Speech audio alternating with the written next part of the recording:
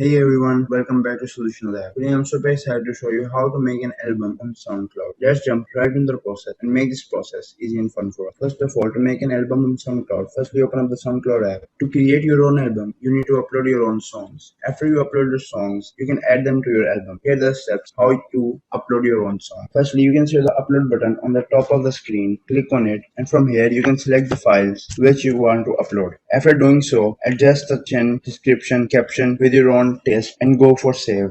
After saving, go in the feed app and here you will find your music video. You can then add that music video to your album. Alternatively, you can go to the library tab. In the library, go to the albums. You will see the albums you have liked or created. Any album you will create will show up here, allowing you to find them later in the settings. If you want to customize your album, you can add artwork and edit the track order to ensure everything is perfect. To do this, go to the album settings, which will appear here once you've created your album, and make your desired changes. That's it for today's video. To recap, today we covered how to make an album on SoundCloud. I hope you found this tutorial helpful. If you did, please give it a thumbs up and subscribe to Solution Lab for more helpful tutorials. If you have any questions, feel free to leave them in the comments below and subscribe the channel.